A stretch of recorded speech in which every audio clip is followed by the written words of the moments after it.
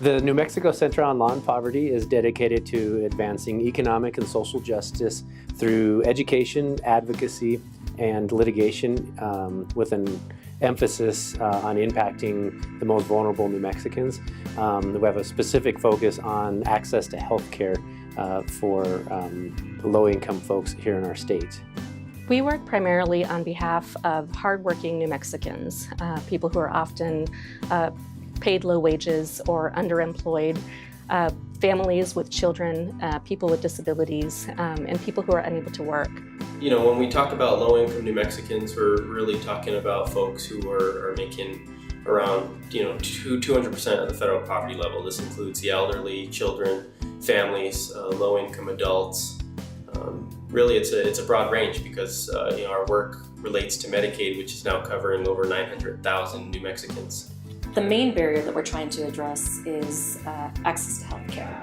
We want everybody to be able to have coverage so that they can go to a doctor when they need to go to a doctor, so that when they go to a doctor, you don't end up with a $100,000 bill that you can't possibly ever pay.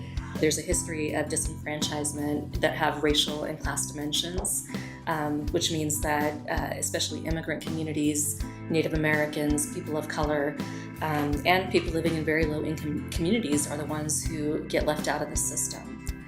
A lot of the center's healthcare work is centered around Medicaid because it's so important to our families, and unfortunately, it's constantly under different threats.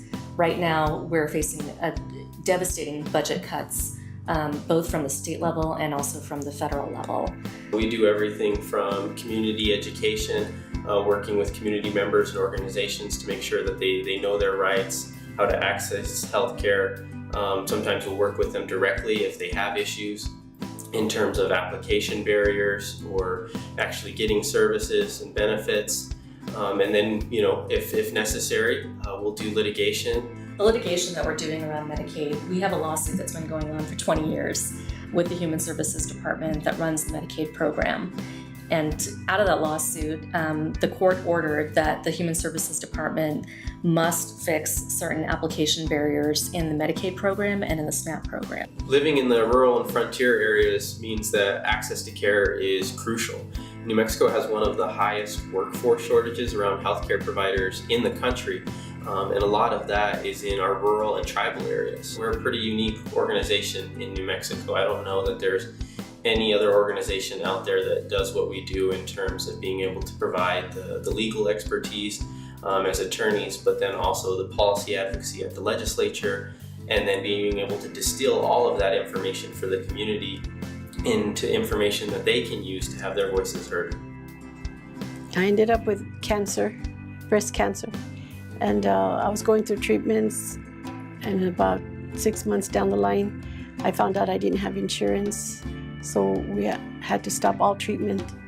It was like a nightmare. I didn't know what to do. I couldn't sleep, I couldn't eat.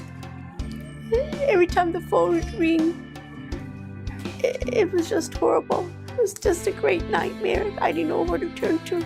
I don't know where they would go if it wouldn't be for this program, because it's just a complete dead end for some people that have no place else to go.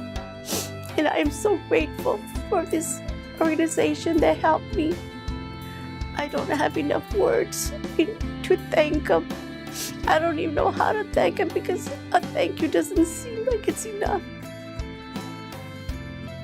With Alma's support, the Center on Law and Poverty has been able to achieve some really significant victories for our families. Alma is a well-respected organization in New Mexico, being able to provide the grants that they do to multiple organizations that have an impact on healthcare access. The Voices for Children, the Health Action New Mexico's, the New Mexico Center on Law and Poverty's, those type of organizations in our state to be able to do that high impact work that increases healthcare for everyone is such an incredible asset to have. And so having an organization like Alma to help be able to fund that work is just something special.